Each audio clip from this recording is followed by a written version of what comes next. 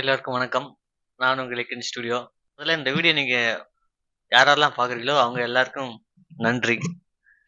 ஏன்னா, ரீசென்ட்டா போடுற வீடியோல கொஞ்சம் வியூஸ் கொஞ்சம் அதிகமா இருக்கு. சரி பார்க்குறவங்களுக்கு முதல்ல இந்த வீடியோ கிளிக் பண்ணி பார்க்கலாம் அப்படின்னு நெனச்சு கிளிக் பண்ணி பார்க்குறீங்களா, அவங்களுக்கு மிக்க நன்றி. இன்னொரு வாட்டி சொல்லிக்கிறேன். இப்போ ஒரு படத்தோட ட்ரெய்லர் பார்க்க போறோம். அந்த படம் என்ன?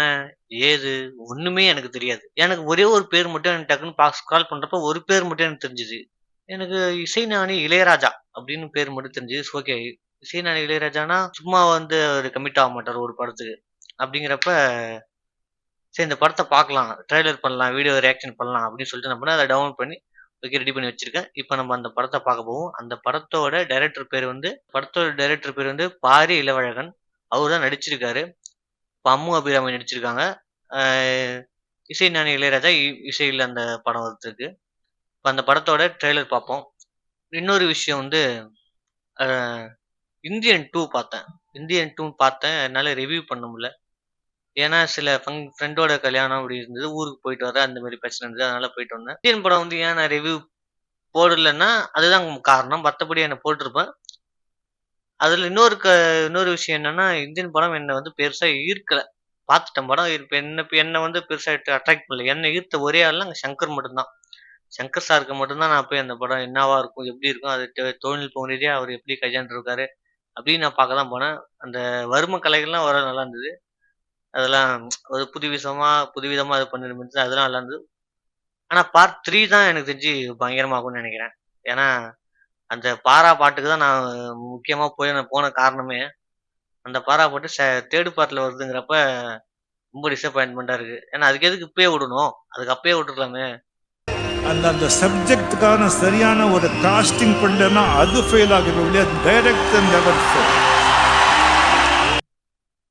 ஜமா படத்தோட டைட்டில் பேர் சொல்லல உங்களுக்கு நானு.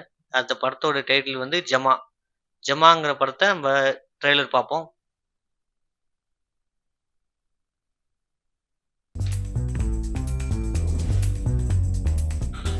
சார்ந்தோரே சபையோரே எல்லாருக்கும் வணக்கம். என் பேர் தான் கல்யாண்.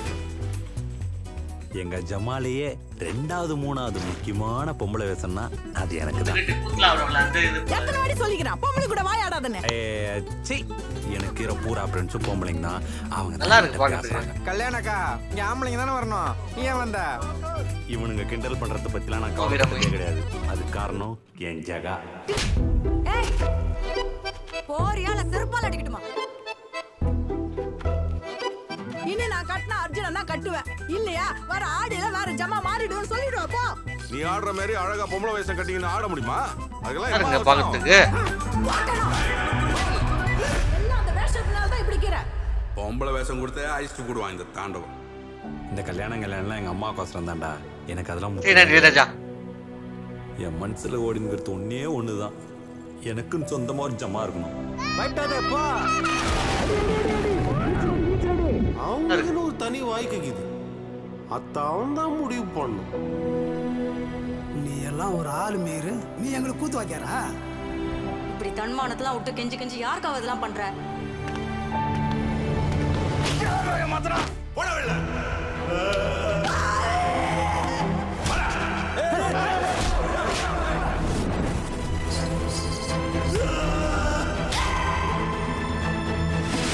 இப்படி நடிச்சிருக்காங்க அபிராமி.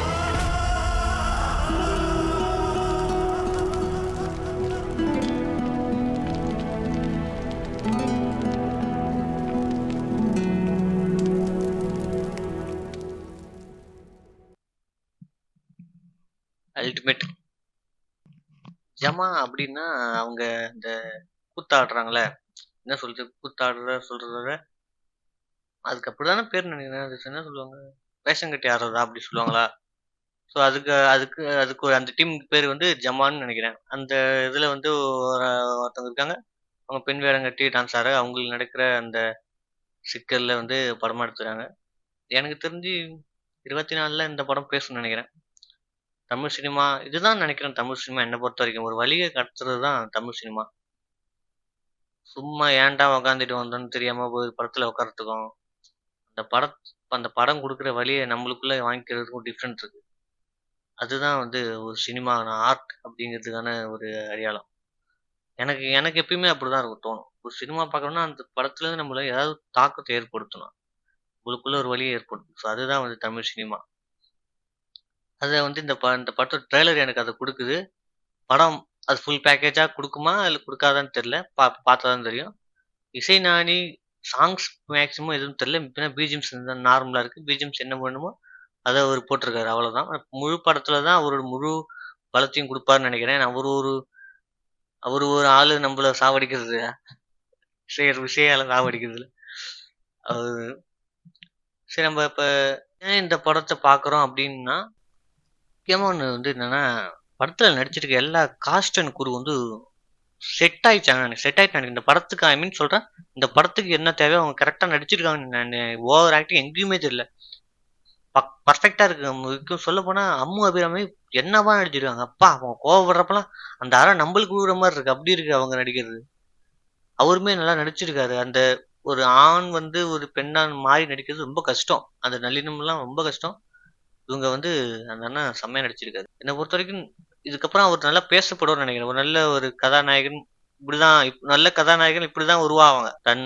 என்ன பேசினாலும் பரவாயில்லன்னு சொல்லிட்டு தன்னை வருத்திக்கிட்டு நடிக்கிறாங்களே அது சொல்றேன். இந்த கலைகள்லாம் வந்து மேக்ஸிமம் இந்த இது அழிஞ்சிச்சுன்னு நெனைக்கிறேன். எங்கேயோ 1, 2 பேர் இருக்காங்க. ஸோ அவங்களுக்கு ஒரு ட்ரிபியூட் மாரி இந்த சினிமா இருக்கும்னு நெனைக்கிறேன். நல்லா இருக்குங்க. சூப்பரா இருக்கு. குறையே சொல்ல முடியாது. கன்ஃபார்ம் நான் தியேட்டர்ல போய் பார்ப்பேன். படம் எப்போ வருதுன்னு தெரியல. நான் போய் தியேட்டர்ல கன்ஃபார்ம் பார்ப்பேன். இந்த வீடியோ உங்களுக்கு பிடிச்சிருந்தா லைக் பண்ணுங்க. சப்ஸ்கிரைபர்ஸ் பண்ணுங்க. முக்கியமா வந்து நான் ஒண்ணு சொல்ல மறந்துட்டேன். முக்கியமா வந்து நான் என்ன பண்ணணும்? இது அப்படி என்னன்னா, நான் சரியா எடுக்கிறேனா? சரியா கன்டென்ட் குடுக்குறேனான்னு தெரியல. நீங்க இது இது சரி பண்ணிக்க. இது ஓகே நல்லா இருக்கு. அப்படின்னு சின்னதா ஒரு கமெண்ட்ல மட்டும் சொல்லிடுங்க. ஆனா அப்பதான் எனக்கு தெரியும். நான் அத திருத்திப்பேன். ஏன்னா ஒண்ணுமே தெரிய மாட்டேங்குது. நம்ம யாருமே கமெண்ட் பண்றது அப்படி இல்லைங்கிறதால, நான் பண்றது சரியான்னு தெரியும்போது, தவறான்னு தெரிய மாட்டேங்குது வேற. ஏதோ சொன்னா தான் தெரியும். எனக்கு என்ன தோணுதோ நான் அதான் பேசணும்னு நெனைக்கிறேன். மத்தபடி எதுவும் இல்ல. தொடர்ந்து உங்க ஆதரவு குடுங்க. நன்றி.